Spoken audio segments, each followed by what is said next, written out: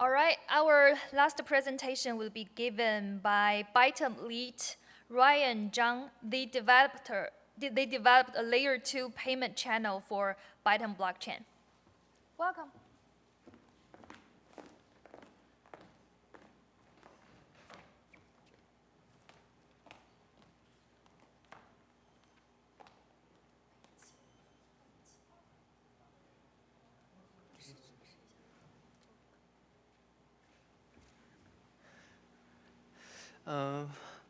Hi everyone, I'm going to give you an introduction to our project, BytomLit.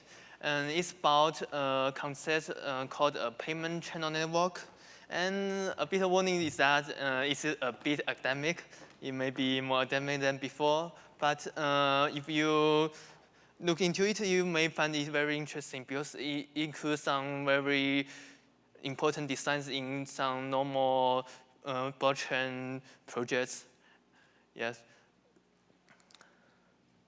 Oh. Yeah.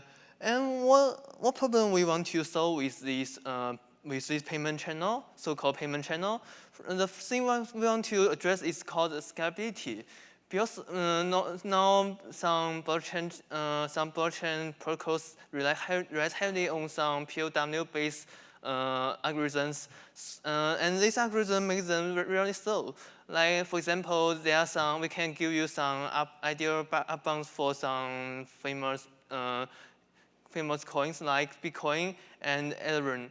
For Bitcoin, you can get at most about 7 transactions per second. That means if you have 100 person in the world, they want to make a payment via Bitcoin, you may wait for minutes, and it's really too slow for some applications. And for modern banks, this number can up to about 7,000 per second. Yeah, so there's a very huge gap between them, about 1,000 times.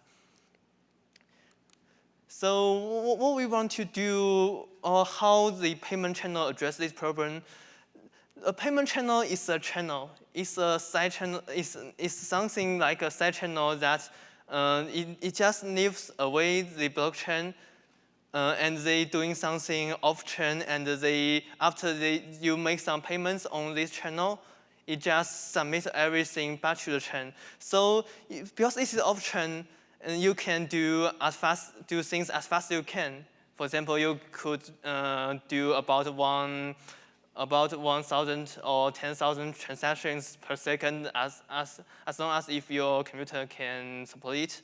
And after these transactions, you just submit this channel to the blockchain to finalize this channel.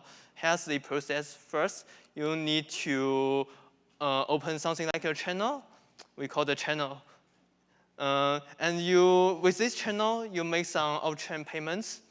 For example, if at first all 5 coins are belong to Alice, and Alice makes about 2 payments. The first payment gives Bob about 1 coin, and the next gives Bob 2 coins. And after this payment, this final payment that totally Alice give Bob 2 coins, and then Alice and Bob agree to close this channel. And they submit this channel, the information about the channel to the blockchain, and the blockchain just verifies that and the blockchain can prove that they really make a transaction that Alice gives Bob about 2 coins. But there's a lot of problems here, so this is why it's so academic. The first thing is that how do you design a fair protocol that Alice can pay to Bob? And because when they are off-chain, they cannot be proved until they are submit all these transactions to the chain, right? So we need some dedicated design that makes it works. And we will talk about some of these design. And another question is, if we just build a channel between every 2 people, to say if every people want to make some quick pay, they need to create a channel. That's too many channels. You know, in Graph Theory, if you have about n people, you need to create n squared channels. That's huge. If there that's about even about 10,000 people in this blockchain, you would create billion of channels. That's too bad. So another problem is about how to decrease the number of these channels. And here's the design. We can build some channels via other people. For example, there are some other people like Carol and Edward and Fabi and then Bob. As do not need to directly create a channel to Bob. You can use some existing channels like Carol and Edward. They already been friends 10 years ago, and they find there's a channel that can pass from Alice to Bob, and has a problem. Why these people willing to transfer money via this known chain? For channel payment, I just pay some money to Carol, and Carol need to forward the money I paid to her to Edward, and Edward need to forward this money to. Why they are willing to doing that, right? And the design is that it the payment channel guarantees that if some people, for example, they have to transfer some money for you, they receive some fee. In this case, we have, and let me explain what these numbers means. In this case, Alice and between Alice and Carol, there's an initial channel, something we call it initial channel capacity. It defines the maximum number of money that Alice can pay to Carol. Yes, and after the payment, the channel capacity decreased from 4 to 1, so it pays just about 3 coins, and then Carol just paid 3.75 coins to Edward because it gets a fee about 0.25. Yeah, it gets this fee. So it spends less coin of the channel capacity, and it follows. So finally, when it writes to Bob, the final channel capacity decreased from 7 to 5. This means that Bob will receive 2 coins. And why I pay 3 coins and Bob just received 2? Because there's some fees. These people got some fees while during the payment process. Yeah. So this phase makes people willing to transfer money for other people. And the important algorithm we have implemented is the routing algorithm that makes Alice and Bob spend as less money as possible to find this such a known chain that could pay could cause their least fee. Yeah. And there's still another problem. If Alice want to pay some money via this known chain, something could happen is that what if Alice pay to Bob, but Bob refused to, or someone doing this chain refused to pay money to the other person? How do you make sure that everyone will get the money they should get during this process? The original design or the public known design is that there's a function called HTLC, and we have a special hash number called Y. What's the Y? Y ensures that you cannot get the money back or get money paid until you get the original number of Y that's called R. Oh, sorry, this is not V, it's Y. So the protocol goes as this. As before, I pay some money to Bob, and Bob goes some fees, and it makes payments until to Edward. And after this payment, everyone could get some money, but they cannot get it to its account because they do not know the number of Y. Then after everyone knows how Y come from, so he can just reverse the original number called R, and everyone could just take the money with R. So it ensures that no one. So it shows that no one, everybody will really get money. Something like Anis paid to Bob, but Bob refused to pay money to Carol wouldn't happen because if Carol do not receive something paid from Bob, then you can tell everyone that this payment is a failure, and they will just stop this payment. Yeah, but there is still some wormhole in this situation. It happens after Edward reveals the number, the real number of R. For example, if Bob and Dave, they are bad guys, yeah, they say that oh, you say Carol sucks, and then it's just let's just attack on her. So if they know the number of R, then they can make a something between themselves, and they can directly pay because they already know what's the number, how I get from R, so they can directly pay from Dave to Bob.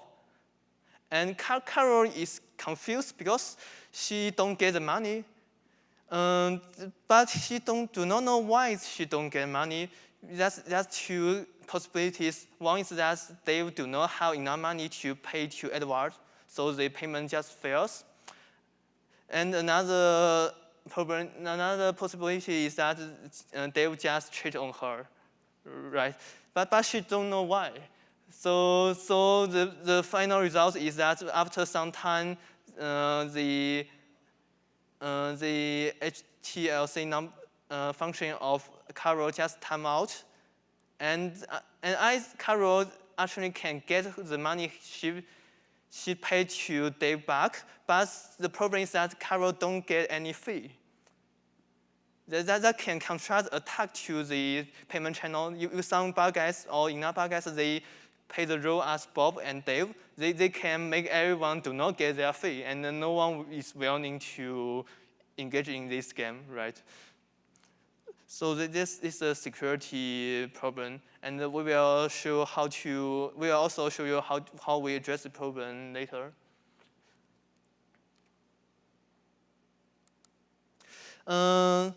Here shows us some basic design of the payment channel itself. We will also show how to address this problem. But first, let's show you the basic design.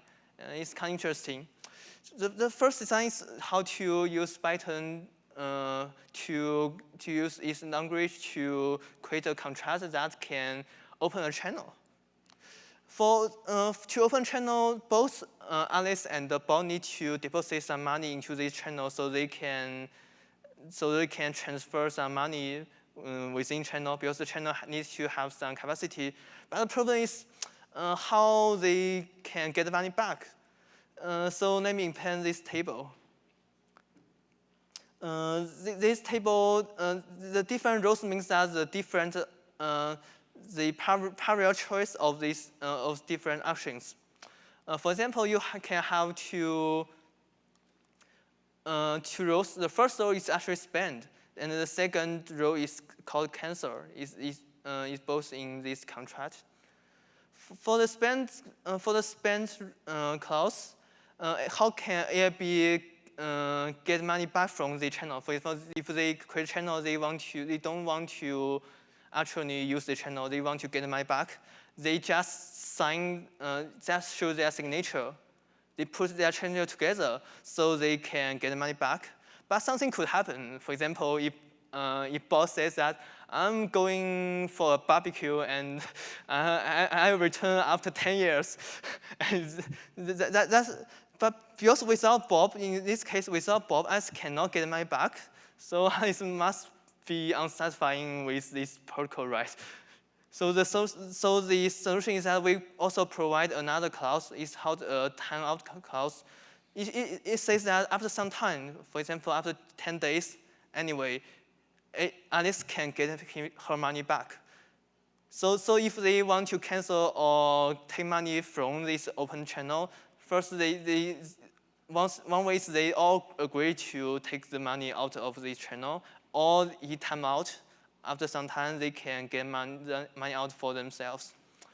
So this makes the people willing to open the channel, right? You can always get the money back if you try to take some money to open this channel. And then another thing is how to update this channel. Update channel is actually you want to make payment via a channel. So how it goes? First, we have open the channel, and this emotion will be submitted to the blockchain. So everyone knows that A and B have created a channel, and they can do something like take the money back, or or they can get money back after some timeout. For example, how they make some further payment. First, how to make a payment. The basic thing is that if they may want to make some multiple payments, they will submit multiple transactions offline of the block, right? Could happen this problem. What if they got a new transaction that says that Alice have paid 1 coin to Bob, and they also have another new transaction say that Alice have paid Bob 2 coins.